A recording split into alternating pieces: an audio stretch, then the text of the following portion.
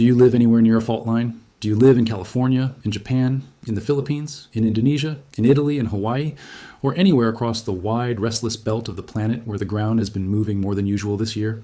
If the answer is yes, you need to watch this full video, because in the span of less than 8 hours on a single Wednesday this June, 4 major earthquakes struck 4 different regions of the world, one of them killing more than 160 people and reducing entire neighborhoods of a capital city to rubble. And the question every seismologist, every geologist, and every person watching the news that week has been asking is the same question this video is going to walk through, honestly, carefully, and without exaggeration. Is this just an unusually busy week on a planet that is always shaking somewhere, or is something larger actually building? Let's start with exactly what happened, because the sequence itself is almost hard to believe. At 11:10 in the morning, Eastern Time on Wednesday, June 24th, 2026, a magnitude 5. 6 earthquakes struck Northern California, near the small city of Kīlauea. Then, at 6:04 in the evening, Eastern Time, the real catastrophe began. A magnitude 7. 2 earthquakes struck off the northeast coast of Venezuela. Less than 40 seconds later, before the first wave of shaking had even finished traveling outward, a magnitude 7. 5 main shock followed in nearly the same location. Then just minutes after that second Venezuelan quake, a magnitude 6. 9 tremors struck offshore of Fuji, Japan. 4 major earthquakes. 4 different tectonic settings. 4 different continents and ocean basins, all within roughly 8 hours. This next part matters enormously because it is the single most important scientific question buried inside this entire story, and it deserves a real answer rather than a dramatic one. Science journalists covering this exact sequence put the question directly to the experts. Were these 4 earthquakes connected? The data is still being gathered, and the mechanisms behind each individual quake will continue to come into focus as seismologists analyze them.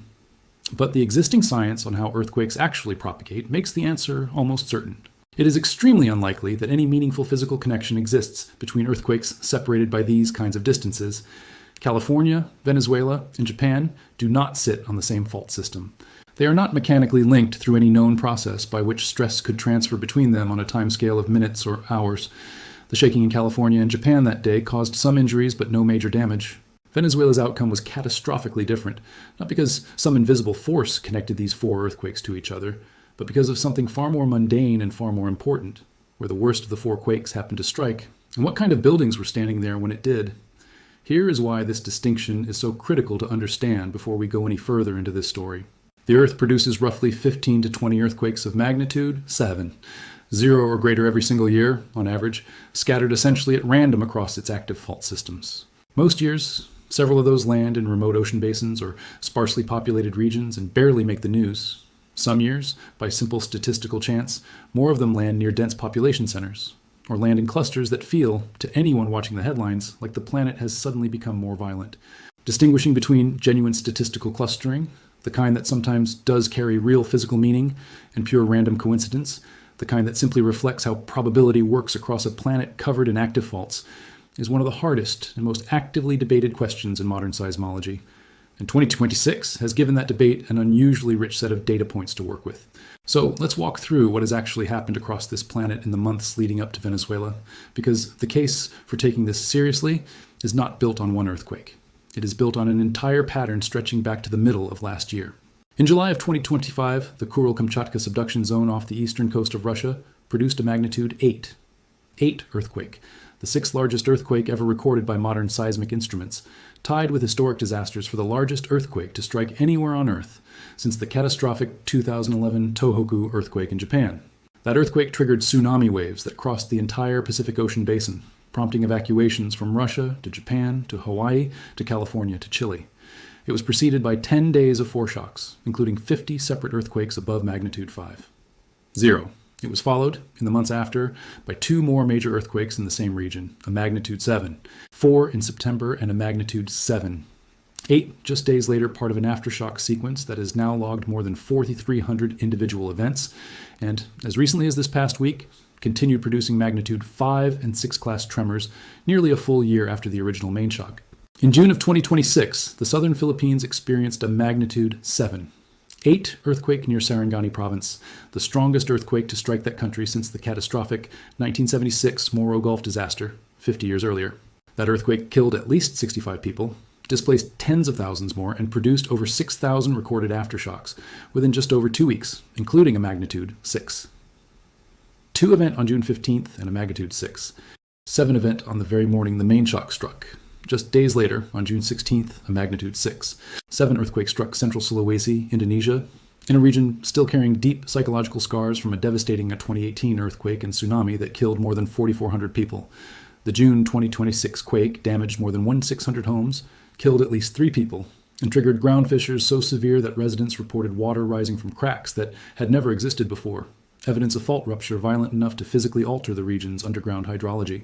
Throughout this same period, Mount Kīlauea in Hawaii has been producing the most historically significant episodic volcanic eruption this specific volcano has ever recorded, with 49 separate fountaining episodes since December 2024, already surpassing the previous record of 47 episodes set by the legendary Pū'u eruption of the 1980s, with the 50th episode forecast to arrive within days of this video's release.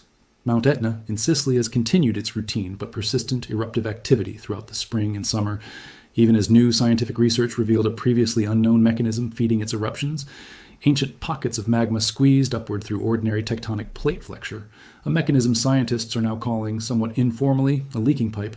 The Campi Flegrei caldera near Naples, Italy, has continued its own slow-motion crisis, with new mathematical research published this year suggesting the region's 21-year pattern of accelerating ground uplift and seismicity may represent something genuinely different from previous bradyseismic episodes, with a projected critical transition window sometime between 2030 and 2034. In Iran, a volcano named Taftan that had not produced a confirmed eruption in roughly 710,000 years was found, through satellite radar analysis, to have undergone measurable ground swelling and gas emission increases between 2023 and 2024, a discovery scientists have explicitly called a wake-up call for monitoring infrastructure, even as they stress no eruption is considered imminent. And on June 26th, a magnitude 5.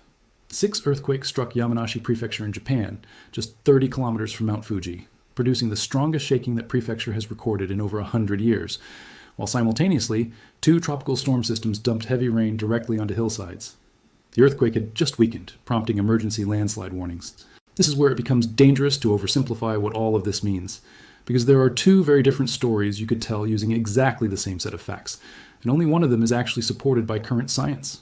The first story, the one that drives clicks and headlines but oversteps what seismologists can actually say, goes something like this. The planet is entering an unprecedented period of seismic and volcanic upheaval. These events are connected, and something larger is building beneath the surface of the entire Earth. That story is emotionally compelling. It is also not what the available evidence supports. Earthquakes separated by thousands of kilometers on different tectonic plates do not trigger each other through any mechanism currently understood in geophysics. The Kamchatka megathrust earthquake in Russia did not cause the Philippine earthquake 11 months later. The Philippine earthquake did not cause the Sulawesi earthquake. Venezuela's doublet did not cause the earthquake off Kuji, Japan, that struck within minutes of it on the opposite side of the planet. These are independent fault systems, releasing independently accumulated stress on their own independent timelines. The second story, the one that the actual data supports, is more nuanced, but in some ways more genuinely useful to understand. It goes like this. The Earth always has earthquakes and volcanic eruptions happening continuously, every single day, all over the planet, the overwhelming majority too small or too remote to ever make the news. Volcano Discovery's continuous global monitoring shows that on an entirely ordinary day in late June of 2026, the planet produced 6 earthquakes above magnitude 5, 0, 41 above magnitude 4, 0, and nearly 200 above magnitude 3, 0, a level of activity their own monitoring network classifies as simply moderate, unremarkable by the planet's normal standards. Across the full month of June 2026, global monitoring recorded 3 earthquakes above magnitude 7, 0, 15 above magnitude 6, 0, and over 150 above magnitude 5.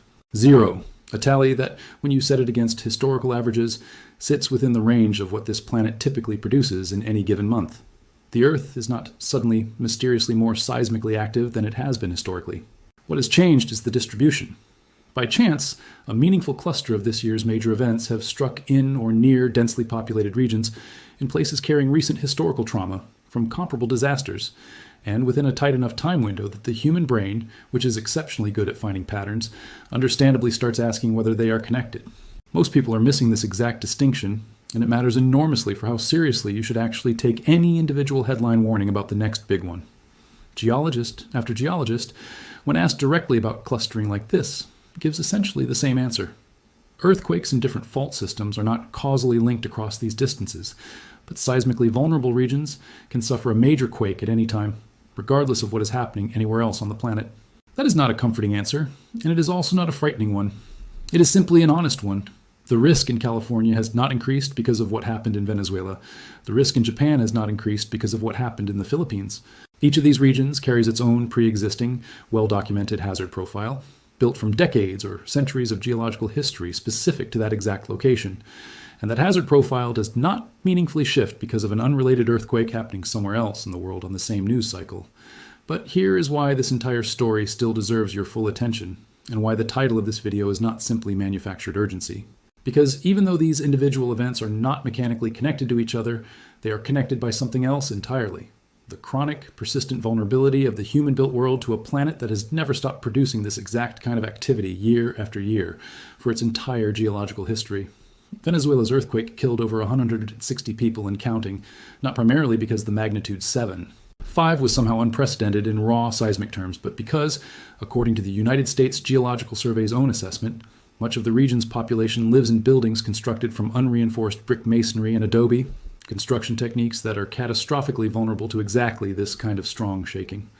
The same underlying vulnerability, aging, or under-reinforced buildings sitting directly on top of active, well-documented fault systems exists right now in Naples, in Catania, in Manila, in Jakarta, in dozens of other cities built across the planet's most seismically and volcanically active terrain.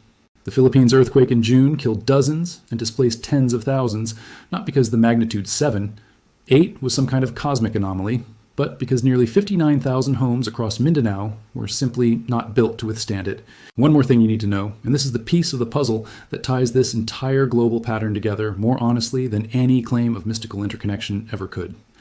Every single region discussed in this video, Kamchatka, the Philippines, Sulawesi, Hawaii, Sicily, Naples, Iran, Yamanashi, and now Venezuela and California and offshore Japan, sits on a section of the planet's crust that has produced major, damaging earthquakes or eruptions, repeatedly throughout recorded history, often on cycles measured in decades or centuries. Venezuela's own history includes a magnitude 6 earthquake in 1967 that killed up to 300 people in Caracas, and an earthquake in 1812 that killed an estimated 30,000 people across Caracas and Mérida, one of the deadliest earthquakes ever recorded in this country's history. The Philippines carries the memory of the 1976 Moro Gulf disaster, which killed up to 8,000 people. Indonesia carries the memory of the 2018 Sulawesi earthquake and tsunami that killed 438. The Kuril-Kamchatka subduction zone produced a magnitude 9, earthquake in 1952, one of the largest ever recorded, near almost the exact same location as last year's M8. None of these places woke up this year. They have always been active. What changed in 2026 is simply that, within a relatively compressed window of months, several of these long-dormant cycles happen to enter active phases at roughly the same time, a statistical clustering that, while genuinely unusual to witness within a single calendar year, does not require any exotic global mechanism to explain. Now the focus shifts to the part of this story that actually deserves the word warning in its title, because there is a real, scientifically grounded reason to take this moment seriously, even without claiming the earthquakes are secretly connected. It is this: 2026 has demonstrated, with unusual clarity and in rapid succession, exactly how many different ways the Earth's crust can fail catastrophically, and exactly how unprepared large parts of the human world remain for each one of those failure modes. A megathrust subduction earthquake in Kamchatka, a devastating shallow crustal rupture in the Philippines, complete with landslides and a real recorded tsunami, a reawakened fault beneath Sulawesi, tearing the ground open into fissures, a historic, record-breaking episodic volcanic eruption sustaining itself for a year and a half in Hawaii, a 2-decade slow-motion pressure buildup beneath one of Europe's most densely populated volcanic calderas, a 700,000-year dormant volcano in Iran showing its first measurable stirring in human history, a doublet earthquake in Venezuela exposing, in the most brutal way possible, exactly what happens when a magnitude 7, 5 event meets a city built largely from unreinforced masonry. Each of these is a different mechanism, a different hazard, a different lesson.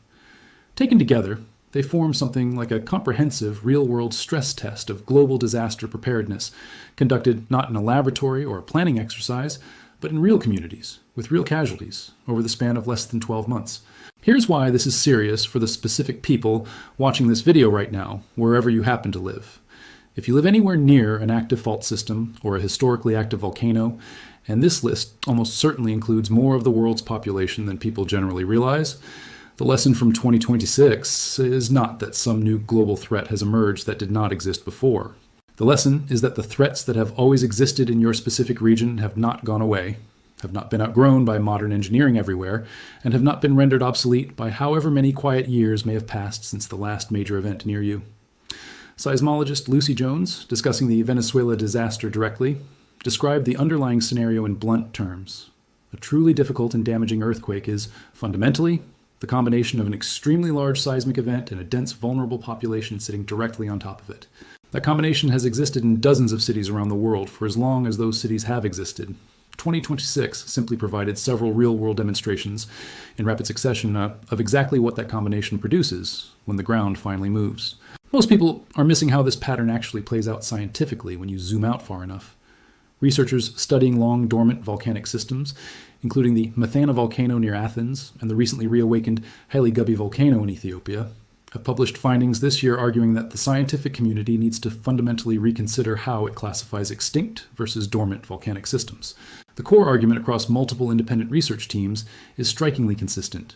Prolonged surface silence at a volcano, sometimes lasting tens or even hundreds of thousands of years, does not reliably indicate that the underlying system has gone permanently inactive.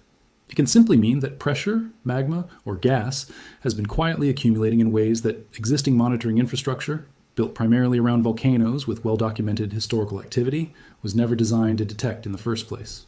That same fundamental insight applies just as directly to earthquake-prone regions that have gone unusually long stretches without a major event. Quiet does not mean safe. It often simply means the stress has not yet finished accumulating. This is where it becomes genuinely dangerous to mistake a quiet decade or even a quiet century for actual safety. Taftan volcano in Iran sat without any confirmed eruption for 710,000 years before satellite radar finally caught it beginning to swell. The Kamchatka subduction zone produced a magnitude 9. Zero earthquake in 1952, then went 73 years before producing the magnitude 8. 8 that struck in 2025, a gap long enough that entire generations grew up without any living memory of what that fault system was truly capable of. Venezuela's last comparable major earthquake before this week struck in 1967, nearly 6 decades ago, long enough that, as multiple Caracas residents told reporters this week, what they experienced this time was unlike anything they had ever felt before, even among those who had personally survived that older disaster. In every one of these cases, the multi-decade or multi-century quiet period was not evidence that the underlying hazard had diminished. It was simply the necessary, ordinary interval during which tectonic stress was slowly, invisibly rebuilding, exactly as it always does, until the moment it does not anymore. One more thing you need to know about why this particular year has felt so relentless to anyone following global disaster news closely, and it has less to do with the Earth itself changing, and more to do with how visible all of this has become. Real-time satellite monitoring through systems like Sentinel-1's INSAR technology, continuous seismic networks spanning dozens of countries, instant social media reporting from people experiencing earthquakes as they happen, and 24-hour news coverage capable of pulling all of these individual events into a single, continuous global narrative, have together made 2026 the most thoroughly documented year of seismic and volcanic activity in human history, almost regardless of whether the actual underlying rate of activity has changed at all. Scientists discovered this swelling beneath Taftan specifically because a graduate student happened to revisit satellite imagery after social media posts about unusual gas smells caught his attention. The Mount Etna research team relied on geochemical sampling techniques that did not exist a generation ago. The Campi Flegrei researchers built their critical transition model using 2 decades of continuous, high-precision deformation data that simply was not available to scientists studying this same caldera during its dramatic 1980s crisis. We are not necessarily living through a more violent planet than our grandparents did. We are very possibly living through the first generation capable of actually seeing, in close to real time, just how active this planet has always been. The historical comparison that ties this entire story together, more than any single eruption or earthquake discussed in this video, is the simple, sobering fact that every region named here has already produced a comparable or worse disaster at some point in its own past, and in every single case, the people living through that previous disaster eventually returned to ordinary life, rebuilt their homes, and, given enough decades, allowed the memory of that earlier catastrophe to fade into folklore rather than active planning. The Brady seismic crisis of 1982 to 1984 at Campi Flegrei led to the evacuation of 40,000 people from Pozzuoli, an eruption that never ultimately came, and a slow return to normalcy that 4 decades later, has left a new generation of researchers warning that this same caldera may now be approaching a genuinely different kind of critical transition. The Pu-U eruption of the 1980s set a record for episodic fountaining that stood for nearly 40 years before this year's ongoing Halemaumau eruption finally surpassed it. The 1976 Moro Gulf disaster killed thousands in the Philippines and faded from active public memory enough that this June's magnitude 7. 8 earthquake came as a genuine, devastating shock to a population that had not experienced anything at that scale in 50 years. This is, in the end, the actual pattern connecting Venezuela to everything else covered in this video. Not a hidden mechanical link between distant fault systems, but the same recurring human pattern, playing out region after region, generation after generation. A major disaster strikes, the world responds, recovery happens, memory fades, and the underlying geological hazard, having never actually gone anywhere, waits patiently for its next opportunity. The atmosphere across the global geological community right now is one of genuine, careful attention, not panic. Scientists studying Campi Flegrei have explicitly stated their projected 2030 to 2034 critical transition window does not guarantee an eruption, only that something about the current trajectory has to change. Scientists studying Tectonic have been explicit that no eruption is considered imminent, even as they push for better monitoring of a system that was, until recently, almost completely unwatched. The USGS, even while issuing its highest level red alert for the Venezuela disaster, was careful to frame its fatality projections as statistical planning ranges for emergency response, not confirmed predictions. Across every single story covered in this video, the consistent message from the actual experts doing this research has been the same. Take the underlying hazard seriously, support the monitoring infrastructure that makes early warning possible, and resist the temptation to either dismiss these events as routine background noise or inflate them into evidence of some unprecedented planetary crisis that the data simply does not support. We will know more as research teams continue publishing their findings on each of these individual systems throughout the rest of this year, but right now, this needs to be understood honestly.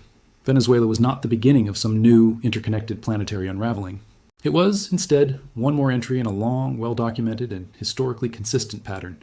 A planet whose crust has always been moving, always accumulating stress along the same ancient fault lines and beneath the same long-dormant calderas, occasionally releasing that stress in events large enough to reshape entire cities and entire countries' historical memory.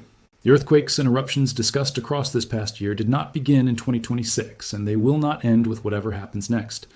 They are simply the latest chapter in a process that has been running continuously for the entire history of this planet, and that will keep running long after this particular news cycle fades. The only real question left for any of us, wherever we happen to live on this restless, ancient surface, is whether we will treat each of these warnings as the geological reminder they actually are, or wait for the ground to teach us the same lesson directly.